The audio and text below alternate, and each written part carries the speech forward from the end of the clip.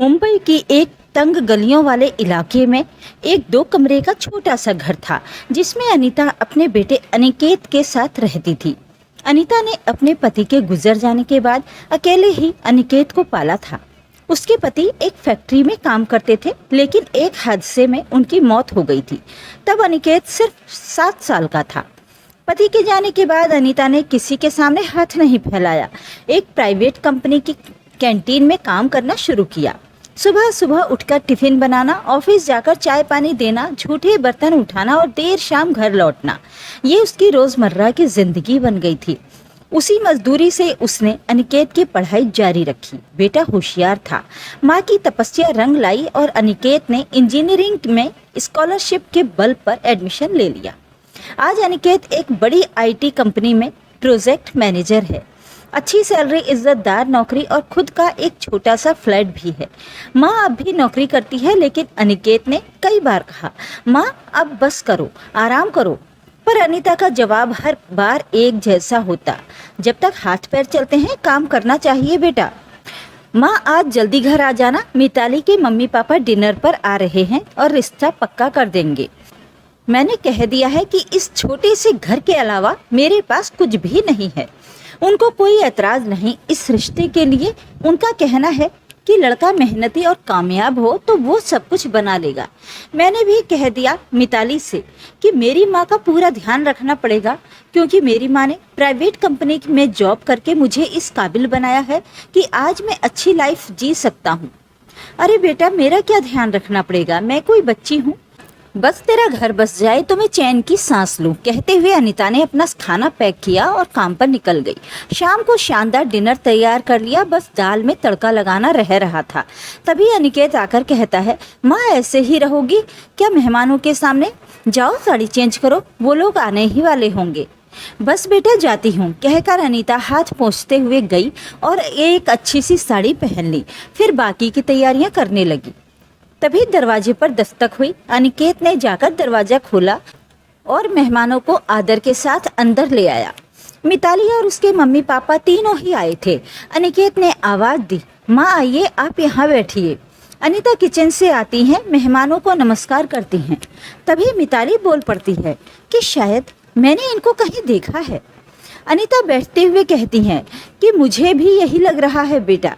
वैसे आंटी जी, आप कहाँ जॉब करती हैं? अनीता ने कंपनी का नाम बताया तो मिताली कहने लगी, अरे हाँ, जब पिछले हफ्ते हम विजिट में गए थे आपकी ही कंपनी में, वहीं देखा था, मुझे याद आ गया। आंटी, आप हमें चाय नाश्ता खाना पानी दे रही थी ना, और झूठे बर्तन भी उठा कर ले जा रही थी, यही काम है आपका क्या? अनीता का चेहरा उतर जाता है। वो सोचती हैं कहीं मेरे कारण मेरे बच्चे का रिश्ता ना टूट जाए। वो हाथ जोड़कर कहती हैं कि जी मैं पढ़ी लिखी नहीं हूँ, मुझे दुनिया में अकेले जीना था, अपना बच्चा भी पालना था। मेहनत करके अपने बच्चे को पाला है, कुछ गलत काम तो नहीं किया। माना हम गरीब हैं, पर अब मेरे बच्चा कामयाब हो गया है तो आप लड़के को देखो जी। मिताली बीच में टोकते हुए बोली, आंटी, उस कंपनी में जो लोग मुझे जानते हैं वो क्या कहेंगे कि एक मेड के लड़के से मैंने शादी कर ली? अब अनिकेत गुस्से से बोला, मिस मिताली, आप इसी वक्त यहाँ से जा सकती हो। तुम क्या रिश्ता तोड़ोगी?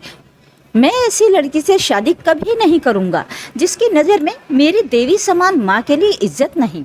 मुझे गर्व है अपनी माँ पर, जो अनपढ़ होकर भी संघर्ष करके मुझे कामयाब बनाया है। इस माँ के लिए मैं तुम्हारी जैसी 100 लड़कियां कुर्बान कर दूं। अब मुझे तुमसे शादी ही नहीं करनी।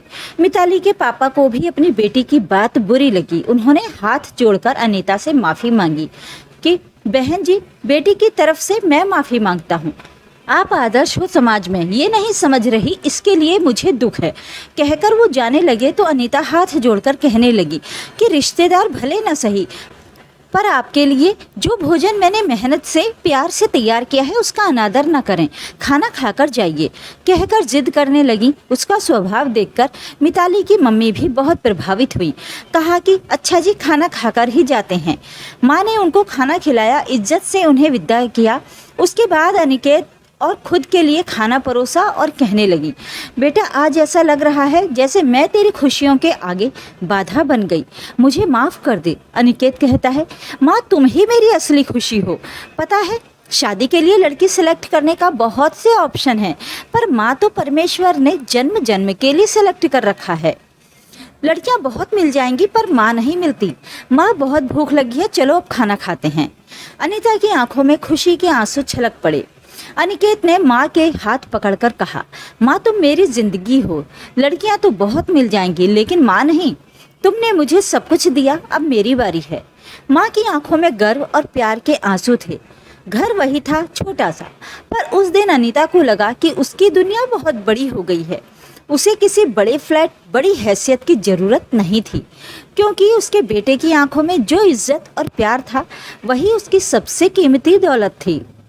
रात गहरी हो गई थी, लेकिन अनिकेत की आंखों में नींद नहीं थी।